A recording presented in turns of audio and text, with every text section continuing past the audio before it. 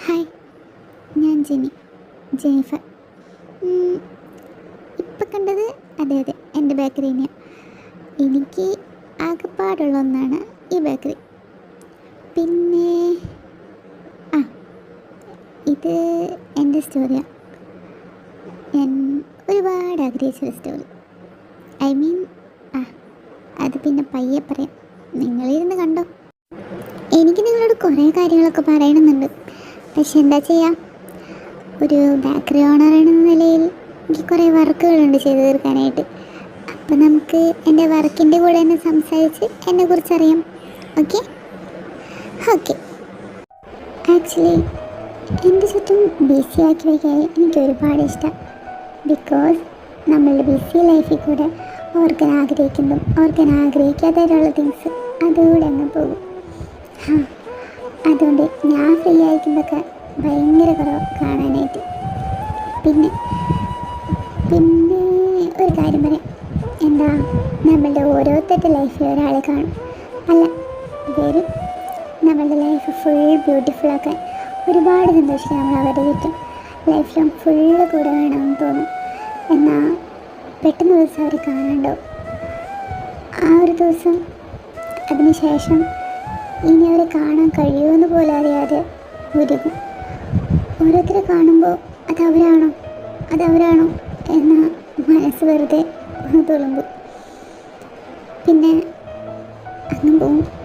ഇതാണോ ലൈഫ്, ഇതാണ് ഇങ്ങനെ ലൈഫ് പോകുന്ന പലർക്കും. ഇനി ഇനി കാണാൻ കഴിയുമെന്ന് വരെ അറിയാതെ അതെന്താ, എവിടെയാ, എന്ത് ചെയ്യുന്ന, ഹാപ്പി ആയിട്ടാണോ, ഒന്നും അറിയാണ്ട് അങ്ങനെ പോകും. ഇതൊക്കെ ഞാൻ പറയുമ്പോൾ പലർക്കും ആ ഒരു സിറ്റുവേഷൻ മനസ്സിലാവും. കാരണം യെസ്, ഞാൻ ആ സിറ്റുവേഷനിലൂടെ ഞാൻ പോകുന്നത്. എൻ്റെ കഥയാടോ ഇത്, എൻ്റെ കഥ ഇങ്ങനെയൊക്കെ തന്നെ. ഇത് കാണാൻ ആഗ്രഹമുണ്ടല്ലേ, കണ്ടോ. ഓ താങ്ക് യു, വന്നേ ഒരുപാട് സന്തോഷം. ഇവിടുത്തെ ഫുഡും പിന്നെ അതുപോലെ എല്ലാ ഫെസിലിറ്റീസും ഓക്കെ അല്ലേ? ഈ എന്തെങ്കിലും സജഷൻസ് ഓർ ഇമ്പ്രൂവ് ചെയ്യാനായിട്ട് എന്തെങ്കിലും? അടിപൊളിയാണ്. ശരിക്കും പറഞ്ഞാൽ ഞാനിവിടേക്ക് എത്താൻ കാരണം എൻ്റെ ഫ്രണ്ട് വഴിയായിട്ടാണ്. അവളൊരു വട്ടം വന്നപ്പോൾ അവൾക്ക് ഒരുപാട് ഇഷ്ടമായി എന്ന് പറഞ്ഞു, അതുകൊണ്ടാണ് ഞാനിവിടേക്ക് വന്നത്. ഇപ്പോൾ എൻ്റെ ഫേവറേറ്റ് സ്പോട്ടായി ഇത്. കാരണം അടിപൊളി സർവീസ്, പിന്നെ അതുപോലെ ഇവിടുത്തെ ഫുഡായാലും എനിക്ക് ഒരുപാട് ഇഷ്ടമായി. പിന്നെ ഞാൻ ഈ വഴി പോയാലാണെങ്കിൽ ഞാൻ എപ്പോഴും എൻ്റെ ഉള്ളിൽ കയറും, അത് ഉറപ്പിച്ചോ. Anyway thank you for these beautiful. അതൊക്കെ എന്തിനാലേ, എന്തായാലും എനിക്ക് ഇഷ്ടപ്പെട്ടു. അപ്പോൾ ബൈ. ഇനി ഈ വഴി പോവുകയാണെങ്കിൽ ഞാൻ കയറാം. Okay. Oh thank you ma'am. Okay, ഇനി എന്തായാലും വരണം. താങ്ക് യു മാം. മാമിനെ കാണാനായിട്ട് ഒരാൾ വന്നിട്ടുണ്ട്. കുറേ നേരമായിട്ട് അവിടെ വെയിറ്റ് ചെയ്യാം. എന്നെ കാണാനോ? അത് ഇന്നോ? ഇന്ന് പോയിട്ട് പിന്നെ വരാൻ പറ. ഇന്നെനിക്ക് കാണാനുള്ളൊരു മൂഡിലല്ല, അറിയാലോ. ഇന്ന് കണ്ടാലും ശരിയാവത്തില്ല. പിന്നെ വരാൻ പറയും. ഇന്നെന്തായാലും എനിക്ക് പറ്റത്തില്ല. ഐ നോ മാം, ബട്ട് ഞാൻ ഓൾറെഡി 4-5 വട്ടം അയാളോട് പറഞ്ഞു. പക്ഷേ അയാൾ ഇവിടുന്ന് പോകുന്ന മട്ടും എനിക്ക് കാണുന്നില്ല. അതാ ഞാൻ ഇപ്പോൾ വന്ന് പറഞ്ഞത്. ചേട്ടാ, ഇത് വലിയ കഷ്ടമായല്ലോ. എനിക്ക് എന്തായാലും ഇന്ന് കാണാൻ പറ്റില്ല. പിന്നെ ആൾക്ക് അത്രയും നിർബന്ധമാണെങ്കിൽ എന്തെങ്കിലും പറയാനുണ്ടെങ്കിൽ ദിയ ഉണ്ടല്ലോ, അവളോട് പോകാൻ പറ. അത് പറഞ്ഞാൽ മതി. മാം, ആക്ച്വലി ദിയ മാം ഒന്ന് സംസാരിച്ചതാണ്. പക്ഷേ ആൾക്ക് മാമിനെ കണ്ടാലേ പോകാൻ പറ്റുള്ളൂ. അങ്ങനെ പറഞ്ഞ് കടുംപിടുത്തം പറഞ്ഞ് അവിടെ ഇരിക്കുക. പ്ലീസ് മാം, ഇനി വേറെ വഴിയില്ല, ഒന്നും വന്ന് കാണും. ചേട്ടാ, ഇതിൽ മാത്രം അങ്ങേർക്ക് എന്നോടത്ത് എന്തിട്ട് സംസാരിക്കാനുള്ളത്? വേറെ എന്തെങ്കിലും പേരോ അല്ലെങ്കിൽ എവിടെ നിന്നാണ് വരുന്നത് അങ്ങനെ എന്തെങ്കിലും പറഞ്ഞായിരുന്നോ?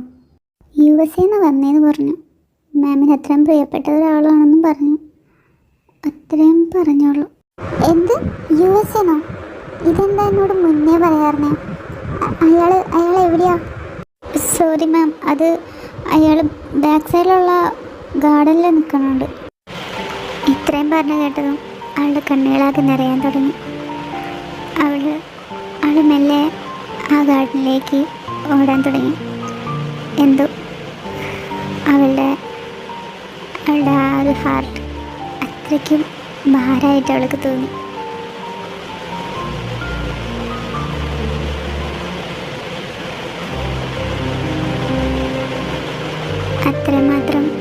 സ്നേഹിച്ച ആ ഒരാളെ മറക്കാനായിട്ട് അവൾക്ക് ഇപ്പോഴും സാധിച്ചിട്ടില്ല. അവൻ്റെ ഓർമ്മയിൽ അവൾ ഇപ്പോഴും ജീവിച്ചുകൊണ്ടിരിക്കുന്ന